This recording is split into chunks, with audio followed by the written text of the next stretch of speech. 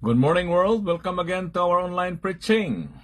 Tayo po ay mag-aral ulit ng salita ng Diyos at ang ating pag-aaral ngayon ay makikita natin sa Matthew chapter 20 verse 1 to 16 about the parable of the workers in the vineyard. No? Ito yung mga parables na ating Panginoon Kristo. Okay, parables of workers in the vineyard. Kumbaga, ito yung mga talinhaga patungkol sa tinatawag na manggagawa sa ubasan. Okay, so I would like to read the Word of God in Matthew chapter 20, verse 1 to 16. At ito po ang sinasabi ng salita ng Diyos.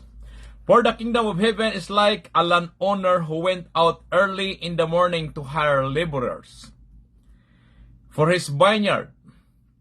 Now, when he had agreed with the laborers for a denarius a day, he sent them into his vineyard, and he went out about the third hour and saw others standing idle in the marketplace, and said to them, You also go into the vineyard, and whatever is right I will give you.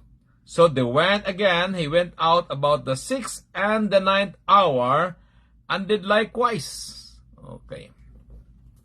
And about the 11th hour he went out and found others standing idle, and said to them, Why you been standing here idle all day?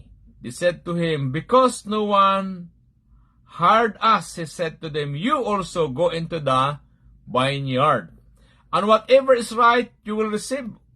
Okay, kumbaga ito na pag-agreean nila. Kung anong narapat ay iyon ang matanggap nyo, no, na bayad. So when evening had come, the owner of the vineyard said to his steward, Call the laborers, and give them their wages, beginning with the last to the first. And when those came who were hired about the 11th hour, they each received a denarius. But when the first came, they supposed that they would receive more, and they likewise received each a denarius. And when they had received it, they complained against the landowners, saying, These last men have worked only 1 hour. Palagay natin ang tapos ng work ay alas 5 o alas 7. No, dumating marami sa alas 6 na, tapos ang oras na ng trabaho, di ba? Kaya karapatan niyo talaga magreklamo kung bakit. This, according to the Lord, and you made them equal to us, who had borne the burden and the heat of this day. But he answered one of them and said, Friend, I am doing you no wrong. Did you not agree with me for a denarius? Ang tawag iba rito ay denarius ay penny or a silver coin. Ito yung kabayaran nila sa isang araw ng trabaho. Take what is yours and go your way. I wish to give this last man the same as to you. Is it not lawful for me to do what I wish with my own things? Diba? Diba ito na pagkasunduan natin? Karapatan ko to kung anong gusto kong gawin doon sa mga nahuling nagtrabaho. Sabi ng Panginoon dito ay ito. So the last will be first, and the first last. For many are called, but few are chosen. Okay, purihin ang Panginoon sa pagkabasa ng kanyang banal na salita. Mga kapatid, itong ating talakayan ngayon ay patuloy natin si series ang Book of Matthew. Sometimes, may time na hindi ko muna sunod-sunod, at ngayon po ay ating talakayan. The parables of the workers in the vineyard. Ito tawag na talinhaga patungkol sa manggagawa doon sa tinatawag na ubasan. Okay, makita natin dito ang the attitudes of the workers in the vineyard, no? At kung anong klase siyang manggagawa. Kaya makita natin dito rin po kung paano ang ating Panginoon Kristo ay wala siyang pinipili. Ikaw man ay nauna o ikaw man ay nahuli, depende po sa klase ng iyong pag-uugali sa tinatawag na gawain. Kaya dito po sa ating talakayan ngayon ay itinuturo ng ating Panginoon Kristo kung gaano siya kadakila.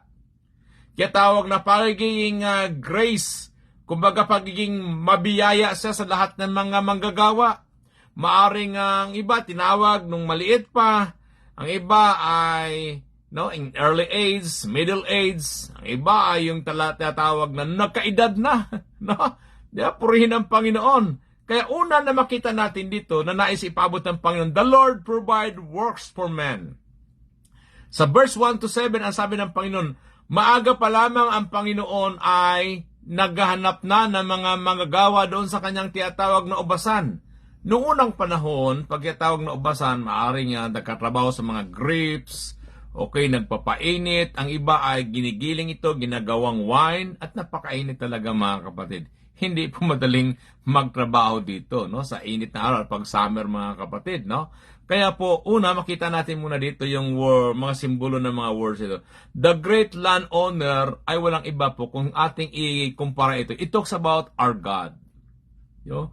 Ang may-ari lahat ng mga bagay ay walang iba kundi ang ating Panginoon. Kung ating ikumpara itong mga tinatawag na parables ito, ito yung tinatawag na the master,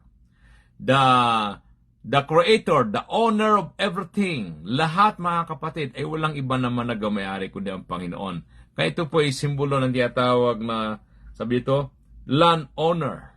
Okay? Ano po, itong tinatawag na workers ay walang iba kundi kung sa ating panahon ngayon, ito yung mga manampalataya. Okay? Yung mga manampalataya na kumikiyala sa Panginoon at later on yung tinatawag na purman o nagabantay o tumitingin sa kanila ay walang iba kundi ang ating Panginoon Kristo. Okay? Kaya po yung vineyard na ito mga kapatid, maaring sa ating panahon ngayon, ito po tumutukoy sa libutan. Ito tumutukoy marahil sa church. Kaya ito po sa tinatawag na parable nito ay may mahatunan tayo doon sa tinatawag na may mga taong they feel superior because of the heritage or favored position. Diba? Kung ikaw ay bago sa Canada at may mga kasama ka, no? Hindi ko naman nila lahat.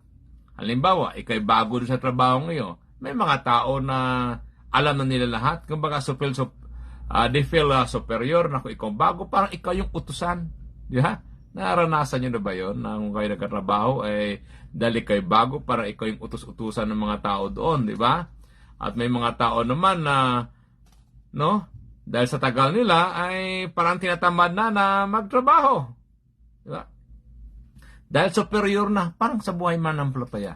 May mga taong matagal na sa Panginoon, parang, di ba, alam na nila lahat. Ayaw na makinig. Ayaw mo na mapaalahanan. Di ba? Sabihin, matagal na ako dito, kayo bago pa lamang. Nakita kayong gano'n. Actually, itong mga parables ito ng Panginoon, ito'y tumutukoy sa mga Israelites na matagal na sila na tinawag ng Diyos, pero sila rin yung mga, patawarin tayo na, mahirap turuan. Matigas ang ulo, di ba?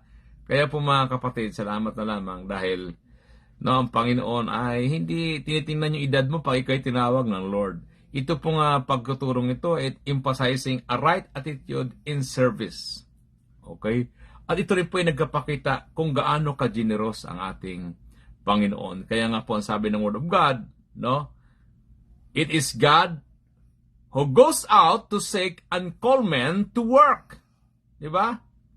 Hindi yung workers naghahanap ng trabaho, kundi ang Panginoon ang tumatawag sa atin mga kapatid. Kaya nga, di ba, makita natin dito kung gaano tayo kahalaga sa harapan ng Diyos. Kaya una, makita natin dito ang tumatawag at nagbibigay ng trabaho, una ang Panginoon. Siyang may-ari ng ubasan. Nung panahon yun, ubasan, no? Okay? At pangalawa po na makita natin dito, the Lord calls men to work. Ang Diyos po ang tumatawag din dahil siya may-ari ng ubasan, siya rin po ang tumatawag sa mga taong manggagawa doon. No? Sa ating panahon ngayon mga kapatid, di ba? Yung dahilan nung ang Panginoon Kristo ay nandito sa lupa. Okay? Siya'y nangaral ng Word of God. Nakita niya yung mga tao, kung mabasa natin sa Matthew chapter 9, 37-38, ang mga tao ay litong-lito, parang tupang ligaw na hindi alam kung saan patunguhan. Kaya ang Panginoon po'y nahabag at sabi daw sa mga disciples na kasama ng panahon yun, sabi niya, ipanalangin niyo that the Lord of the harvest will send more laborers. No? Ito ang panalangin ng ating Panginoon, na magpadala ng mga manggagawa sa kanyang tinatawag na ubasan. Kaya nga sabi doon sa John chapter 4, 35-36, sabi doon na sabi natin na ilang buwan ay anihan na, pero ngayon ay anihan na. Totoo nga naman kung sa ating i-apply sa spiritual na kalagayan. Di ba kung nagtanim ka, mga ilang buwan pang paghihintay bago anihin yun. Pero sa ating spiritual na kalagayan mga kapatid, araw-araw ay anihin. Ibig sabihin, maraming mga taong hindi nakakilala sa Panginoon na kailangan nila makarinig ng salita ng Diyos. Kaya po dito, sabi ng Word of God, ating balikan yung sinabi ng Panginoon, maagang maaga pa. Yung maaga po sa kanila ay 6 o'clock. 6 o'clock pa lang ay tumawag na ang Panginoon. May nakita sa doon na walang ginagawa. Okay, tinawag niya, okay, pumunta ka sa aking trabaho at itong ibibigay ko sa iyo. Nagkaroon sila ng tinatawag na kasunduan. 1 penny or 1 denarius ang tawag nila. Denari, no? At kung sa panahon nilang yon ay tinatawag na 1 silver coin. Kung dito sa Canada ay ngayon ang sahod per hour ay 16.50 o 55, di ba? Malaki-laki rin kung ating titingnan. Di ba? Ay paano kung 8 hours ka nagtrabaho? No? Kaya, mga kapatid, sipin mo, 16. Ay magkano, kung palagay natin na 20 na lang, ang dollar sa Pilipinas kumpara ay 40 halimbawa. O di, 8,000. No? 8,000 a day. Pero kung sa atin ngayon halimbawa, palagay natin na ang sahod mo ay 100 a day na lang. Di ba? Ay kung sa atin 4,000. Okay? Pero ang iba, siyempre 24 hour. Kaya po mga kapatid, malaki din. Kumbaga lahat yun. Ang bayad nila sa araw ay 1 silver coin. Yan ang pinakabayad nila. Tawag iba ay penny o denary po mga kapatid.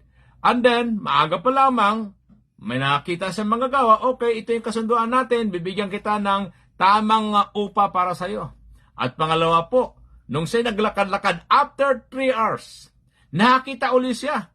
No? Yung 3 hours na, kung 6 o'clock, ay 3 hours, di 9 o'clock na naman. Yan po ang kalakaran nilang nung unang panahon. Okay, nagkasundo uli sila na pumunta ka sa aking ubasan at magtrabaho at bibigyan kita ng tamang sahod. Okay? Kung magkano ang tinatawag na nung unang panahon yon ay maring hindi per hour kagaya dito sa Canada na per hour, kundi per day. No? Kaya sa Pilipinas, per day. So 9 o'clock, dahil tinawag ka naman siya na magtrabaho. And the next, habang siya nag-iikot, sabi ng Word of God, nakita ulit siya after 6 hours. Okay? After 6 hours. Nakita ulit siya. Di ano na yun? Mag-alas 5 na yun, o mag-alas 6 halimbawa. 6 hours, o palagatin 9 hours, ay nakakita ulit siya, kumbaga, mag-alas 6 na yun. Halimbawa, ang tapos ng work nila, halimbawa, ay alas 7, 1 hour lang nagtrabaho itong mga tao. Ito yung tawag ng mga latecomer. Sabi niya, bakit na dito ka nakatayo? Ba't hindi ka nagkatrabaho? Sabi ng taong ito ay, gustuhin ko man po magtrabaho, pero wala pong kumukuha sa akin. Di ba? Dahil marahil, di natin alam kung sa ating panahon ngayon ay hindi qualified. Di ba? Alam mo magkatrabaho, no? At least nung panahon yun, basta ikaw malakas, pwede kang magtrabaho. Kaya sabi niya, okay, magtrabaho ka sa akin at babayaran kita ng tamang sahod. Isipin mo yun, iba't ibang oras ang pagkatawag sa kanila para sila ay magtrabaho mga kapatid. Kaya po dito makita natin na may mga iba't ibang klaseng responses ng mga tao marahil. Di ba sa mga trabaho? May mga tao na nagkatrabaho, they are willing and eager to work. Lalo kung bago, di ba? Mayroon na mga tao na nasubukan nilang trabaho ay parang hindi ginaganahan. Sabihin, ang hirap naman dito, di ba? Hindi sila natuwa, kaya later on sila po ay tinatamad. Hindi sila nag-i-enjoy na sa trabaho nila. Na, di ba? May mga taong ganon, no? Mayroon ng mga tao na gusto nila mag-resign na agad. May mga tao naman na, di ba? Iba-iba klase tao. May mga taong tinatawag na tamad talaga, walang interest sa trabaho. Okay? Mas gustuhin pa nila manatili sa bahay kahit walang trabaho. Kaya mga ganun mga naghihirap na mga kunting hirap lang, ayaw na nila magtrabaho. Ang tawag yan ay mga slow movers. Okay? O lalo pa kung laging late sa trabaho dahil matagal na. Kaya hindi tumatagal sa trabaho mga kapatid. Anong ibig kong sabihin nito? Sa ating panahon ngayon, ay mahirap na talaga makapagtrabaho. Okay? Kagimbawa, kailangan makapag-aral ka ng mabuti para ikaw ay may magandang trabaho. Magiging manager. o ano man, depende po sa trabaho mo. Halimbawa ay pang naabot mo yung tiyatawag na qualification, ikaw ay may magandang education, mayroon kang experience, okay, mayroon ka pang backer, magandang trabaho mo, di ba? Ay mayroon naman mga tao na siyempre, qualified ka sana kaso wala kang backers. Lalo nga marami nagsipagtapos, walang mga trabaho mga kapatid, no? Kaya po makita natin dito mga kapatid, sa Panginoon po mga kapatid, ay walang problema. May mga taong tinawag, sabi nga dito, 6 o'clock in the morning, may 9 o'clock, and then may 11 o'clock, okay? Mayroong tinawag na mga late na, 6 o'clock, kumbaga malapit nang mamatay, di ba? Okay? Pero ang mahalaga po dito mga kapatid, kung atin makita dito, yung nakakilala kay God, yung nagtatapat kay God, may mga tao na, di ba? Saka lang nagtapat nung nakaranas ng mga pagsubok sa buhay. Kaya hindi natin masabi na, ay, taong yan, ganyan yung compromiser. Only God knows mga kapatid. What shall we do is continue na tayo mga manggagawa ng Panginoon, tayo ngayon ang ginagamit ng Lord upang tawagin ng mga tao, maibahagi ang salita ng Diyos sa mga tao upang sila rin ay makakilala sa Diyos. Di ba ba?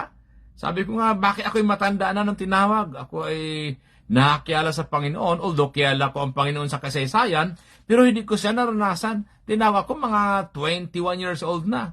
No? Sipin mo yung tagal ng panahon. Ang iba nga at least, nakakilala, ang iba nga ay matanda na, ang iba nga ay naghihingalo bago tinawag ng Panginoon. Kaya amang tayo tinawag ng Lord, ay di maglingkod na tayo sa Kanya without any compromising. At ngayon po, sabi ng Word of God, nung matapos na po ang trabaho, dahil nangako naman itong may-ari na sila ibabayaran ng tama, okay, tinawag na sila ngayon upang bayaran. Diba? Kasi yung mga tinawag at sumunod, yung mga naniniwala, nabibigyan sa trabaho, di sumama. May mga tao namang ayaw maniwala, ayaw sumama, no? Kaya po, dahil doon, ang may-ari ng tiyatawag na ubasan ay nangako, nababayaran ko kayo. Sipin mo mula doon sa maaga, 6 o'clock, 9 o'clock, okay, maaari iba ay 1 o'clock, at ang pinakalas itiyatawag na 6 o'clock ng hapon, okay, 1 hour lang na trabaho, na nangako naman sa kanila na sila po ay babayaran ng tama mga kapatid. Okay. Di ba sabi ng Word of God, sila ay tinawag. Mula sa huli, binayaran yung pinakahuli. Maaari yun ang unang binayaran. Di ba? Ang ibinayad sa kanya, kumplito din. Kagaya ng mga nauna. Kaya yung mga last, maaari yung mga tinawag ng mga afternoon na, maaari yung 9 o'clock, binayaran na sila, pare-pareho. Pagkatapos yung pinakalas, yung pinakamaaga na tinawag, binayaran siya. Siyempre, nag-expect siya dahil maaga siya. Kumbaga, yung mga una, binayaran niya ng whole day na pagbayad. Pagkatapos itong tinatawag na pinakamaaga ay nag-expect siya na siguro talagang generous ang may-ari. Siguro malaking ibabayad sa akin ito.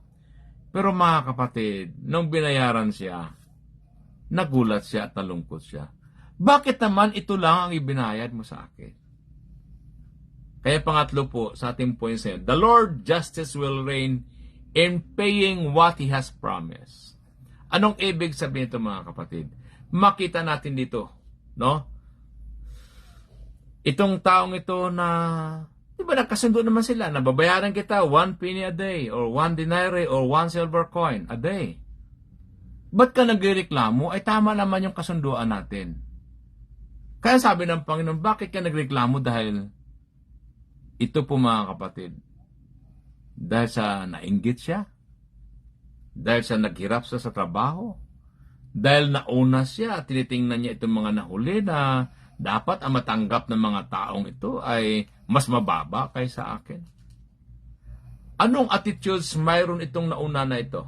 Ang mga kapatid, ang mga naunang ito, actually yung parable, tinutukoy ito ng Panginoon sa mga Israelites, sa mga tiyatawag na mga religious leaders, na sila ay nauna, sila may alam, pero yung mga ugali nila walang pagbabago. Naiinggit sila doon sa mga bago, no? Kagaya ng mga Gentiles, mga kapatid. Why? Bakit may mga taong They fail to walk and overcome these attitudes. Yung tinatawag na makita natin ito because of the spirit of judgment. Hinuhusgan agad nila yung mga bago. Ganyan yan. Bago pa lamang yan. Sometimes because of the spirit of competition, na kailangan nila yung mga bago, malamangan agad nila. Sisiraan nila yung mga bago sa mga gawa.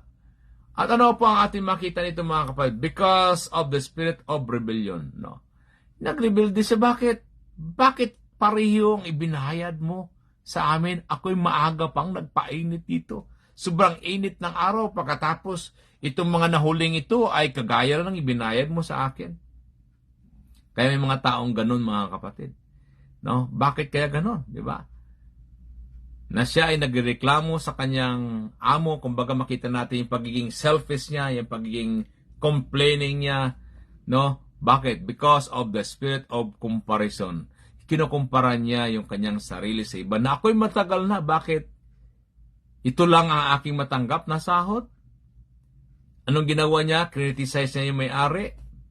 Sa halip na magpasalamat siya na, ay salamat naman. Itong mga kababayan natin ito ay nangangailangan at least ikay naging generous, binigyan. Di ba may mga taong kung anong tagumpay ng iba ay natuwa? May iba naman na kung nagtagumpay ng iba ay naiinis, yung tinatawag na crab mentality, sa halip na itulak ka pataas para ikaw ay makaabot din ng iyong tagumpay. Sa halip na itulak ang iba hinihila, yung tinatawag na crab mentality, di ba?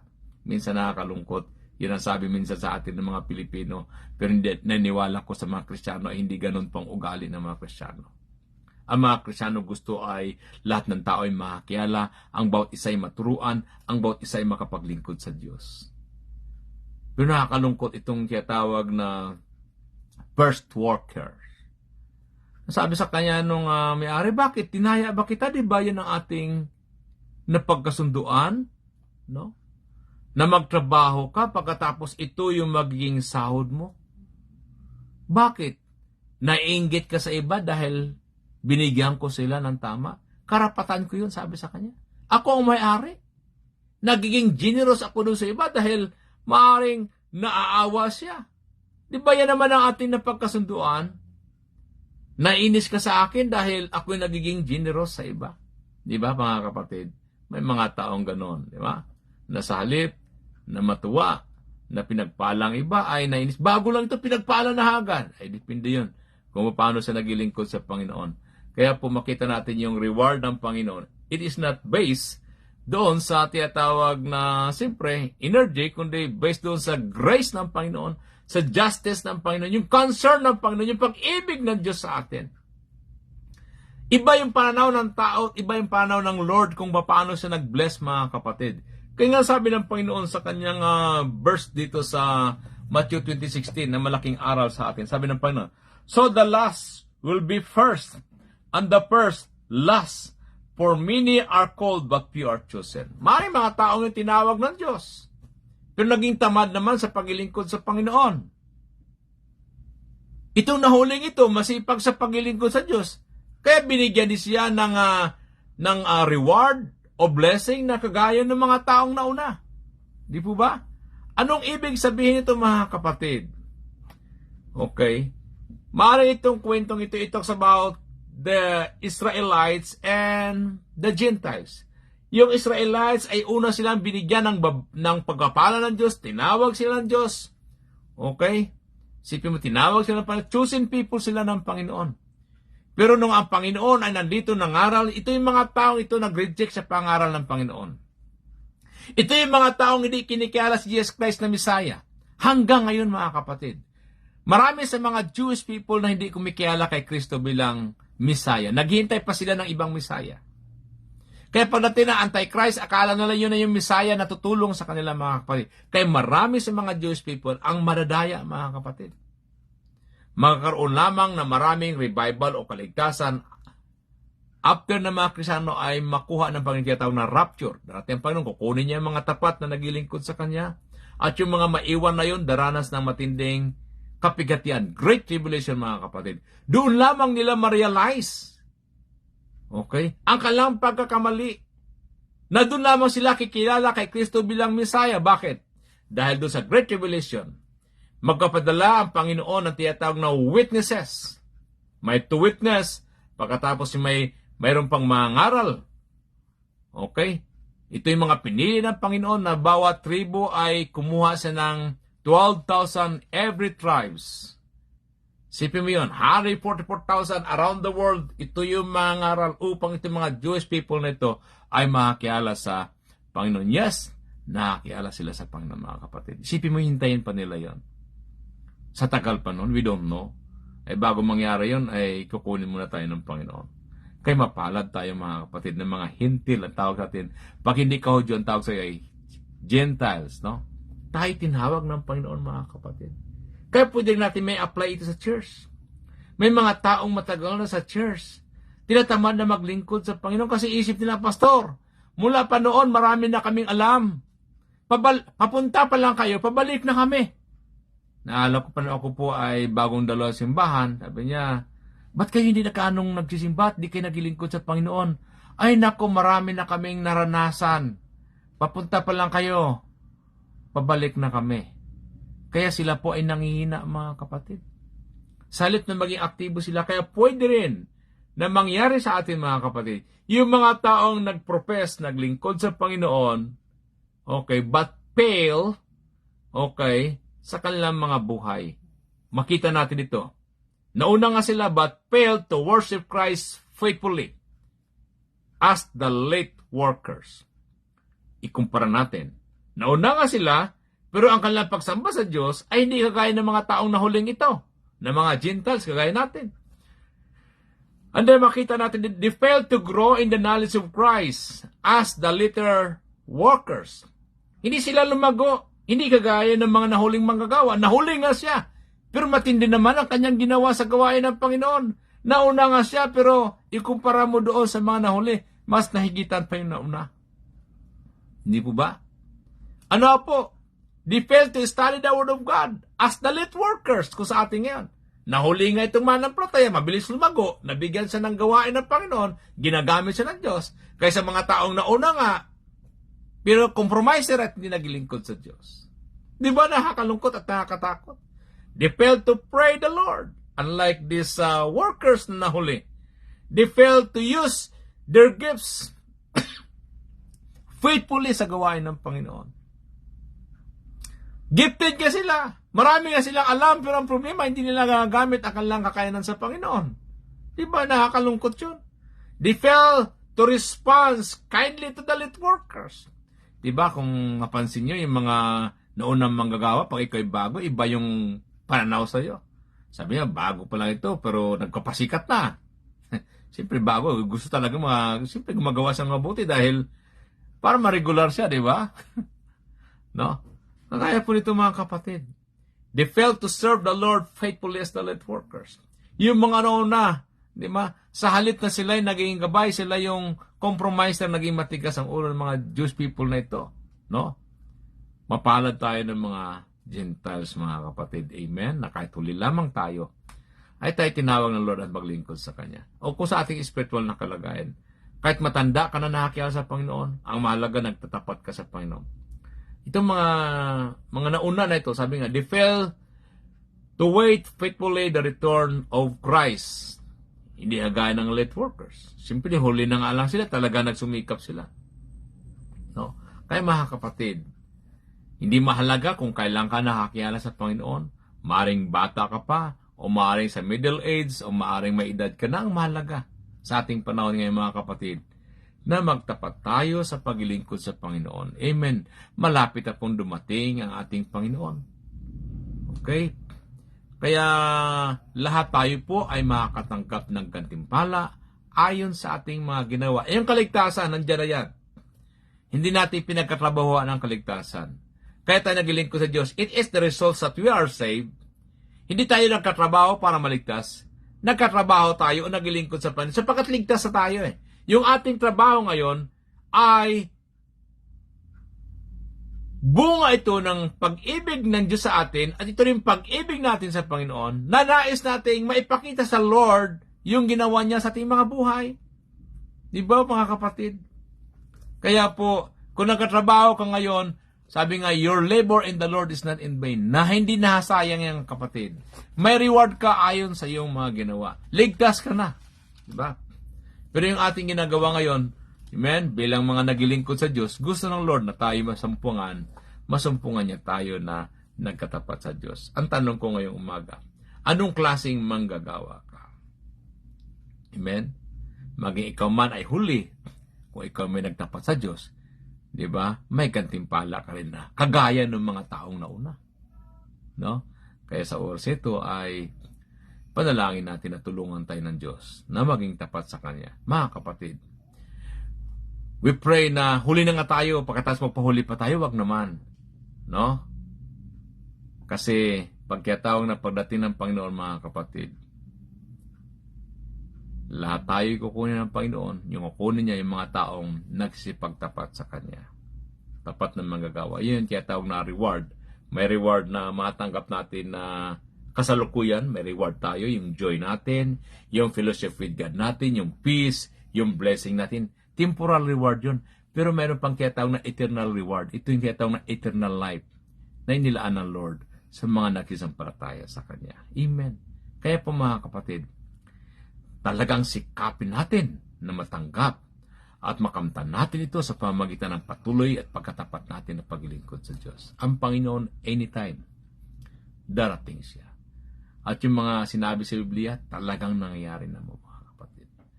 Yes, kaya magpatuloy pa tayo. Amen? Anong mga pagsubok, anong problema? Huwag kang manghinawa sa paglingkod sa Panginoon. No? Sabi nga, don't grow weary in doing good because in a due time, we will reap the harvest. Amen?